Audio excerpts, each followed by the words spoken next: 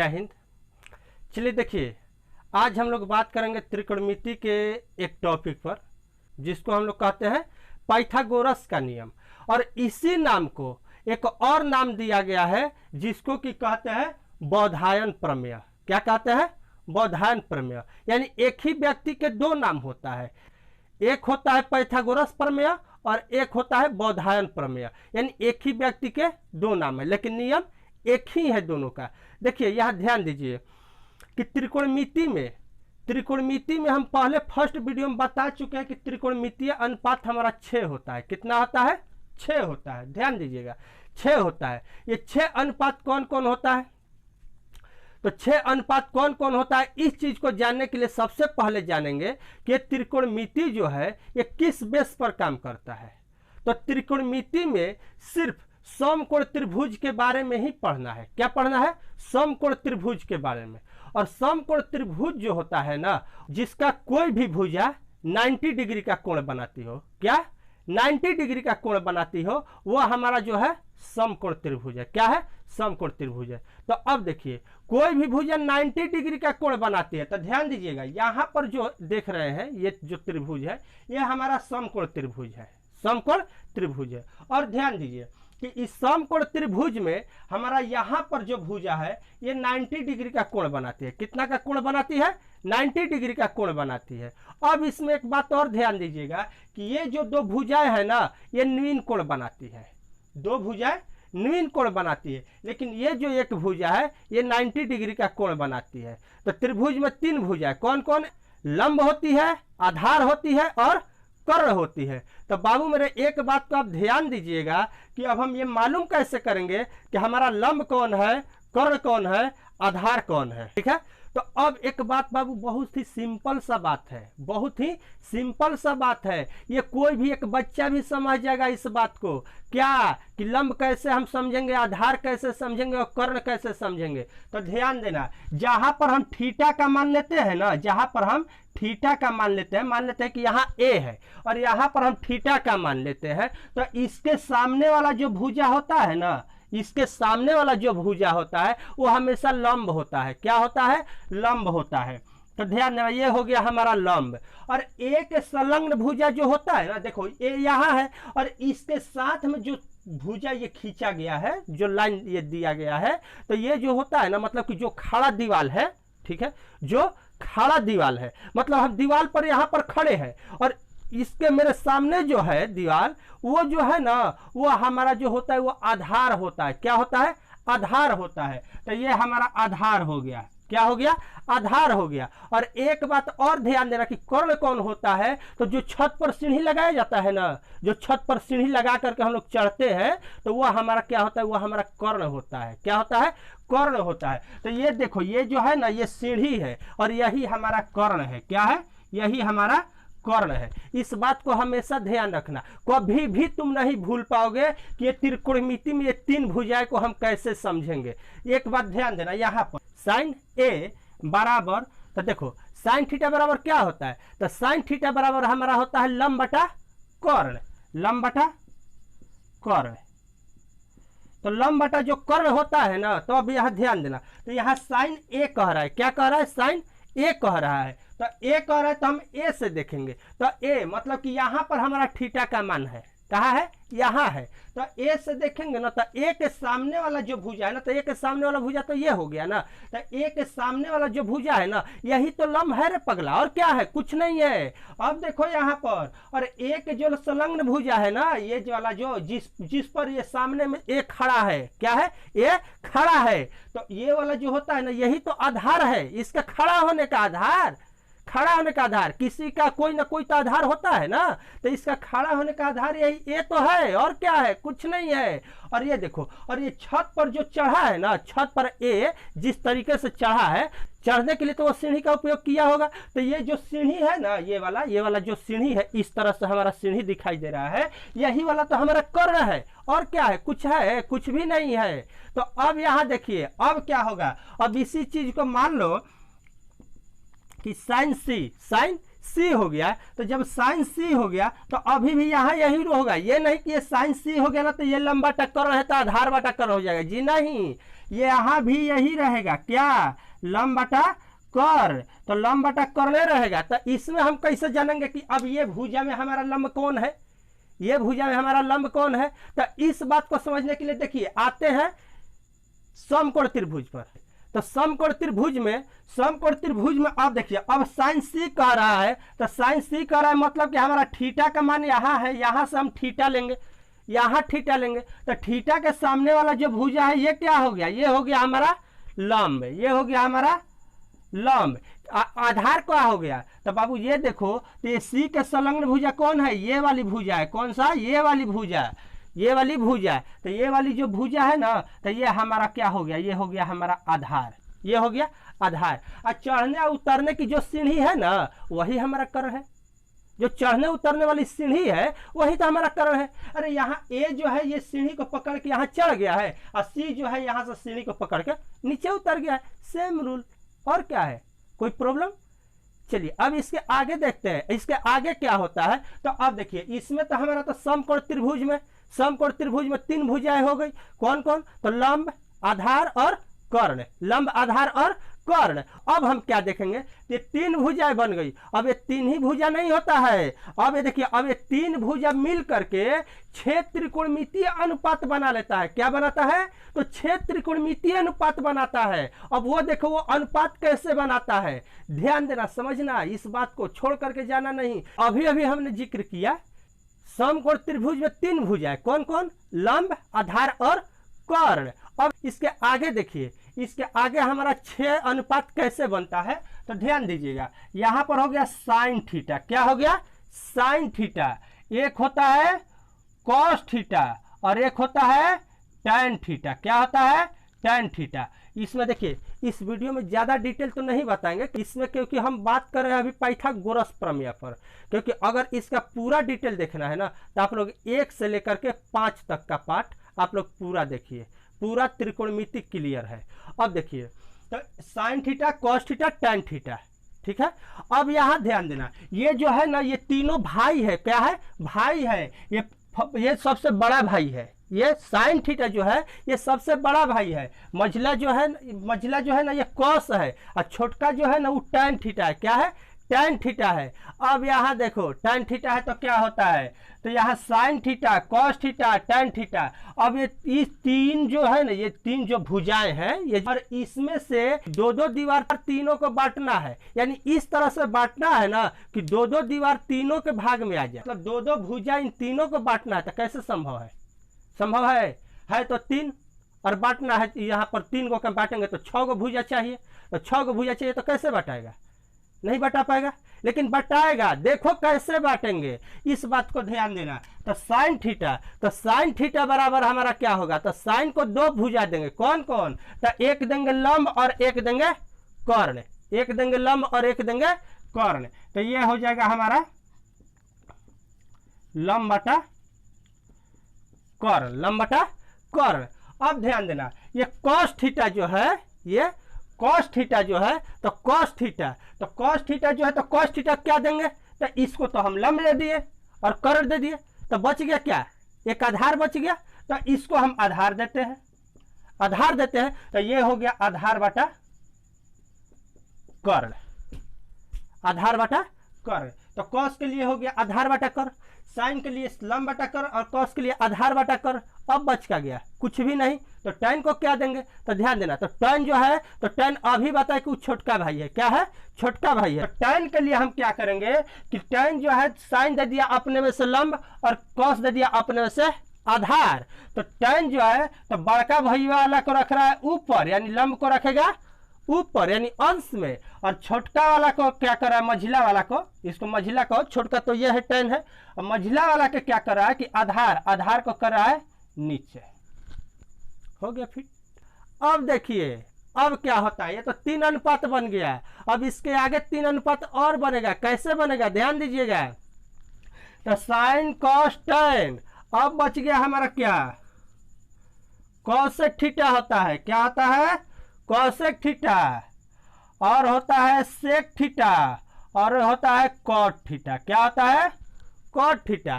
तो part 1 video में बताए हैं कि साइन की जो है ना ये कॉसेक पत्नी होती है, और कॉस की जो है ये सेक पत्नी होती है और टैन की जो है ये कॉट पत्नी होती है।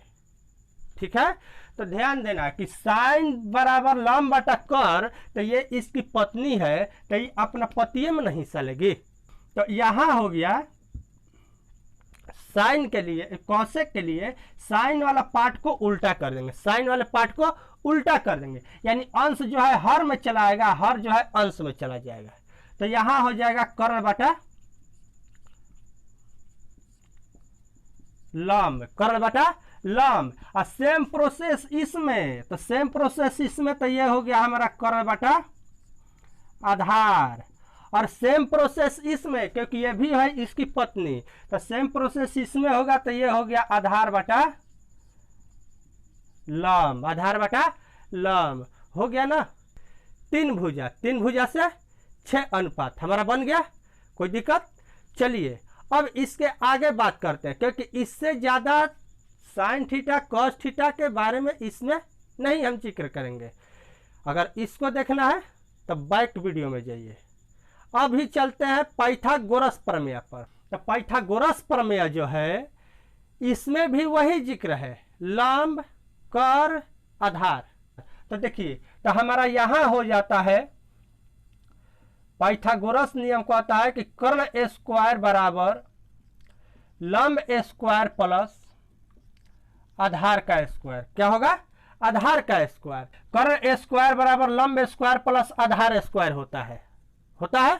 अब ध्यान दीजिए, लंब का स्क्वायर और आधार का स्क्वायर दोनों को जब जोड़ देते हैं, यानी दोनों का जब वर्ग जोड़ते हैं, तो ये हमारा कर्ण का स्क्वायर बन जाता है, कर्ण का स्क्वायर बन जाता है। और यहीं पर अगर लंब निकालना है, लंब का स्क्वायर, तो हम करेंगे क्या कि कर्ण स्क्वायर में से आधार स्क्वायर को घटा देंगे ना, तो हमारा क्या निकल जाएगा? लंब स्क्वायर निकल जाएगा। ऐसे मैथ का एक रूल है कि जब इधर का संख्या इधर जाता है और इधर का संख्या इधर आता है ना, तो प्लस माइनस में चेंजिंग होते रहता है। ध्यान दीजिएगा, यह याद करने का कोई बात ही नहीं है। लंब का स्क्वायर और आधार का स्क्वायर, इसको जोड़ देंगे ना, तो हमारा कर्ण का स्क्वायर बन जाएगा। क्या बन जाएगा? कर्ण का स्क्वायर बन जाएगा। लेकिन लंब स्क्वायर निकालने के लिए हम क्या करेंगे? आधार को इधर भेजेंगे, आधार को इधर भेजेंगे, तो लंब हमारा प्लस में रह जाएगा, आधार इधर आएगा तो माइनस में हो जाएगा। तो मतलब कर्ण स्क्वायर माइनस आधार स्क्वायर हो जाएगा। तो इसमें से घटाएंगे तो हमारा लंब का स्क्वायर निकल जाएगा। अब आधार का स्क्वायर निकालने के लिए क्या करेंगे? तो आधार का स्क्वायर निकालने के लिए हम कर्ण के स्क्वायर में से लंब के स्क्वायर को घटा देंगे, या फिर यही नियम चेंज होकर के क्या हो जाएगा? जब इधर का स्क्वायर हटाना है, तो स्क्वायर हटाना है तो क्या होगा? तो देखिए, कर्ण बराबर हमारा हो जाता है रूट लंब स्क्वायर प्लस आधार स्क्वायर। जब इधर का स्क्वायर हटाते हैं तो बराबर के बाद वो क्या होता है? अंदर रूट हो जाता है। वो क्या होता है? रूट चढ़ जाता है बराबर के बाद वाली संख्या पर। इसी तरह से लंब का हटाएंगे स्क्वायर तो इधर रूट हो जाएगा। इसी तरह आधार का स्क्वायर हटाएंगे तो यहाँ रूट हो जाएगा। यानी कि नियम ही है कि जब बराबर के बाद अगर स्क्वायर को हटाते हैं, तो स्क्वायर को जब बराबर के बाद भेजते हैं, तो बराबर के बाद भेजते हैं तो वो अंदर रूट हो जाता है। अब चलिए देखिए, जैसे में मान लेते हैं कि 3, 4 और 5, क्या ये समकोण त्रिभुज बनने के काबिल में है? ये तीनों भुजाएं जांच कीजिए। तो देखिए, कर्ण स्क्वायर बराबर लंब स्क्वायर प्लस आधार स्क्वायर। क्या हो गया? लंब स्क्वायर प्लस आधार स्क्वायर। तो ध्यान देना कि इसमें बाबू हो, ये जो है ना, ये आप लोगों का ये जो बड़ा वाला जो भुजा होता है, ये हमेशा कर्ण होता है। क्या होता है? कर्ण होता है। क्योंकि ध्यान देना कि अभी अभी हम बताएं कि जो हम लोग सीढ़ी लगाते हैं ना, वही हमारा कर्ण है। सीढ़ी जो लगाते हैं वही हमारा कर्ण है। अगर सीढ़ी को तुम खड़ा कर दो दीवार के पास, तो जब भी होगा तो दीवार से लंबा होगा। क्या होगा? दीवार से लंबा होगा। तो यहाँ ध्यान देना कि जो बड़ा वाला भुजा होता है ना, ये हमेशा कर्ण होता है। अब बाकी जो छोटी भुजाएं होती है, उसमें से एक आधार होता है और एक लंब होता है। लेकिन वो ऐसे क्लियर नहीं होता है, वो क्वेश्चन के अनुसार ही क्लियर होता है। तो मान लेते हैं कि 3 और 4 में से कोई लंब है और कोई एक आधार है। तो ध्यान देना, तो कर्ण स्क्वायर बराबर, तो कर्ण हमारा 5 है, तो 5 का स्क्वायर बराबर 3 का स्क्वायर प्लस 4 का स्क्वायर। अब ध्यान देना, तो 50 25 हो जाएगा, और ये हो गया तितिर के 9, और ये हो गया 4 चौके 16। देखो तो 25 बराबर 25 हो गया ना। तो यही रूल है पाइथागोरस प्रमेय का कि वैसी दो संख्याएं जिसके वर्गों का योग कर्ण के योग के बराबर होगा तभी वो समकोण त्रिभुज कहलाएगा, अन्यथा समकोण त्रिभुज नहीं कहलाएगा। अब ध्यान दीजिए, लेते हैं एग्जाम्पल के रूप में एक और छोटा सा क्वेश्चन। देखिए कैसे, 5 12 13। देखिए इसका निकालिए। देखिए तो ये जो है ये हमारा क्या होगा, ये हमारा कर्ण होगा, क्योंकि ये संख्या में सबसे बड़ा संख्या 13 है, तो ये हमारा बड़ा होगा। तो बड़ा होगा तो ध्यान देना, तो यहाँ पर हो गया हमारा क्या, 13 का स्क्वायर बराबर 13 का स्क्वायर यानी कर्ण बराबर ये हो गया एक लंब और एक आधार। तो यहाँ हो गया 12 का स्क्वायर प्लस 5 का स्क्वायर कर देंगे, तो ये होगा 13 का स्क्वायर यानी कि 169 होगा, और बराबर 12 का स्क्वायर 144, और प्लस ये हो गया 5 का स्क्वायर 25 हो जाएगा। तो 169 बराबर ये देखिए तो हो रहा है 5 4 9 और 4 2 6, और ये हो गया 169 बराबर 169। तो ये हमारा ये भी भुजा जो है ये समकोण त्रिभुज बनाएगा, क्योंकि इसका जो कर्ण है ना ये लंब और आधार के वर्ग के योग के बराबर कर्ण का वर्ग है कर्ण का वर्ग है। तो ध्यान देना,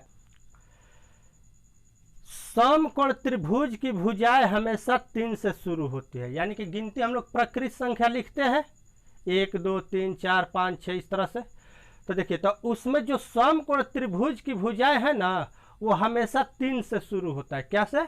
3 से शुरू होता है।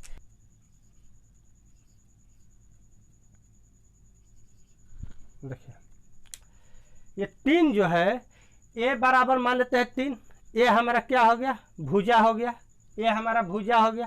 तो ए बराबर 3 या 3 से बड़ा ए का वैल्यू होना चाहिए, 3 के बराबर एक ए का वैल्यू 3 के बराबर होना चाहिए, या फिर ए का वैल्यू 3 से बड़ा होना चाहिए। ठीक है, तभी हमारा समकोण त्रिभुज बनेगा। और एक बात और ध्यान दीजिएगा कि प्रकृत संख्या में ऐसी 3 संख्याएं कौन सी है, प्रकृत संख्या में लगातार ऐसी 3 संख्याएं कौन सी है जो समकोण त्रिभुज बनाती है। तो बाबू हो वो हमारा है 3 4 और 5, 3 4 और 5। ये 3 4 5 जो है ये प्रकृत संख्या में लगातार संख्या है जो समकोण त्रिभुज बनाती है, इसके अलावा और कोई संख्या लगातार नहीं है। ठीक है, तो इस बात को हमेशा ध्यान रखिएगा, क्योंकि ये बहुत ही VVI आपके लिए क्वेश्चन साबित हो सकता है। जब संख्या विषम संख्या से शुरू होता है, क्या से? विषम संख्या से शुरू होता है, तो एक बात ध्यान देना आप लोग कि ये जो संख्या होता है ना, ये जो जैसे ये 3 हमारा, तो 3 क्या है, 3 हमारा विषम संख्या है, ऑड नंबर। तो 3 जो होता है ना, तो इस तरह से अगर रहे तो हमेशा देखिए, हमेशा जो अंतिम का बड़ा अंक होता है ना उसमें 1 का अंतराल होता है। कितना का अंतराल होता है? 1 का अंतराल होता है। एक ट्रिक आप लोग को हम बता देते हैं, ध्यान दीजिएगा। ए पहली भुजा हमारा ए हो गया, दूसरी भुजा ए स्क्वायर माइनस 1 अब बट्टा में 2, ए स्क्वायर माइनस 1 बट्टा में 2, और तीसरी भुजा ए स्क्वायर प्लस 1 बट्टा में 2। ध्यान दीजिए, तो पहली भुजा हमारा ये हो गया, दूसरी भुजा हमारा ये हो गया, और तीसरी भुजा हमारा ये हो गया। तो इसमें कंफ्यूजन होने वाली बात नहीं है। देखो ये तो ए बराबर तो हमारा भुजा होता है, तो ए हमारा पहली भुजा हो गया। और ये भी पता है कि त्रिकोणमिति में हमारा 3 भुजाएं होता है। ये भी पता है कि समकोण त्रिभुज में हमारी 3 भुजाएं होती है। तो 3 भुजाएं, पहली भुजा, दूसरी भुजा, तीसरी भुजा। तो पहले ले लेंगे ए, दूसरा में क्या करेंगे, ए के स्क्वायर प्लस 1, ए के स्क्वायर में ए के स्क्वायर माइनस 1, यानी कि पहले हम माइनस कर देंगे 1 बटा में 2 से भाग लगा देंगे। तीसरी भुजा के लिए हम क्या करेंगे कि ए स्क्वायर प्लस 1 बटा में 2 कर देंगे। अब ध्यान दीजिएगा यहाँ पर होता कैसे है, मान लेते हैं कि ए पहली भुजा हमारा 3 है, पहली भुजा हमारा 3 है, तो 3 है तो हम क्या किए कि ए बराबर हम 3 ले लिए, ए बराबर 3 ले लिए। दूसरी भुजा के लिए क्या करेंगे, तो 3 का स्क्वायर माइनस 1 बटा में 2, और तीसरी भुजा के लिए जानने के लिए हम क्या करेंगे, 3 का स्क्वायर प्लस 1 बटा में 2। ध्यान दीजिए ये हो गया हमारा 3, ये तितरी के 9, 9 में से 1 माइनस करेंगे तो 8 हो जाएगा, 8 में 2 से भाग लगाएंगे तो कितना बचेगा, 4 बचेगा। दूसरी भुजा हमारा 4 हो गया। तीसरी भुजा तितरी के 9, 9 1 10, 10 में 2 से भाग लगाएंगे तो कितना बचेगा, 5 बचेगा। तो यहाँ हो गया हमारा 5, हो गया ना। देखिए ये 3 जो है ये 3 भुजाएं हो गया ना। अभी अभी हम इस पर कर्ण निकाले थे, ये 3 4 और 5 का, ठीक है। अब इसके आगे देखिए एक बात और ध्यान दीजिएगा कि ये जो 3 है, ये जो 3, तो 3 जो है ये प्रकृत संख्या यानी कि समकोण त्रिभुज के लिए सबसे पहली संख्या, और विषम संख्या में भी ये सबसे पहली संख्या है, विषम संख्या में भी सबसे पहली संख्या है। ध्यान दीजिए 5 12, 5 12, ए हमारा 5 है और बी हमारा, ए हमारा 5 है, ए स्क्वायर मतलब दूसरी भुजा 5 का स्क्वायर माइनस 1 बटा में 2, ये कितना होगा 5 होगा। ये कितना होगा 5 25, 25 में से 1 घटाएंगे तो 24, 24 में 2 से भाग देंगे तो 12, तो ये हो गया 12। तो ध्यान दीजिएगा तीसरी भुजा में एक क्या करना है, जोड़ना है। तो यहाँ पर अगली भुजा ऑटोमेटिक पता चल गया कि जब 5 12 और 13 है और क्वेश्चन में दे दिया कि लंब 5 है आधार 12 है या आधार 12 है लंब 5 है, मतलब ये दोनों में से कोई एक दे दिया, ठीक है। तो 5 12 दो भुजाएं 5 और 12 है, तो तीसरी भुजा कर्ण ज्ञात करे। तो कर्ण ज्ञात करे तो क्या करना है, कुछ करना है, 12 में 1 जोड़ देंगे 13 हो जाएगा, हो गया हमारा कर्ण। 12 में 1 जोड़ देंगे 13 हो गया। देखिए मान लेते हैं कि हमारी पहली भुजा क्या है 7 है, पहली भुजा क्या है 7 है। तो जब पहली भुजा 7 है तो दूसरी भुजा के लिए हम क्या करेंगे, तो 7 का स्क्वायर माइनस 1 कर देंगे, 7 का स्क्वायर माइनस 1 कर देंगे। अब देखिए बट्टा में 2, तो ये पहली भुजा हमारा 7, दूसरी भुजा 7 7 49, 7 7 49, 49 में से 1 को माइनस करेंगे, 49 में से 1 को माइनस करेंगे, तो माइनस करेंगे तो क्या हो जाएगा, तो माइनस करेंगे 48 हो जाएगा, 48 में 2 को 2 से भाग देंगे तो कितना होगा 24 होगा। सिंपल सा बात। अब देखिए तो पहली भुजा हमारा 7, पहली भुजा 7, दूसरी भुजा क्या, तो दूसरी भुजा 24 हो जाएगा। अब देखिए क्या होगा, तो जब पहली भुजा 7 हो गया, दूसरी भुजा 24 हो गया, तो तीसरी भुजा में कुछ करना है, बस 1 जोड़ दो, 1 क्या करो जोड़ दो, तो 1 जोड़ देंगे तो यहाँ क्या आ जाएगा, यहाँ 25 हो जाएगा, हो जाएगा।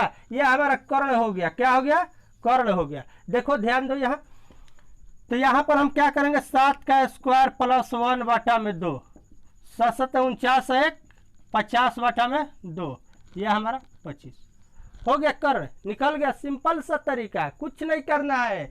जब दो भुजा मालूम हो, और ये बात ध्यान रखना है कि यह हमारा विषम संख्या से चालू हो, दो भुजा मालूम हो विषम संख्या से चालू हो, तो हम बड़ी भुजा में 1 जोड़ देंगे तो क्या निकल जाएगा, कर्ण। सिंपल सा बात। तो देखिए ये जो सम संख्या है ना, ये सम संख्या में हमारा 6 से स्टार्ट होता है भुजा।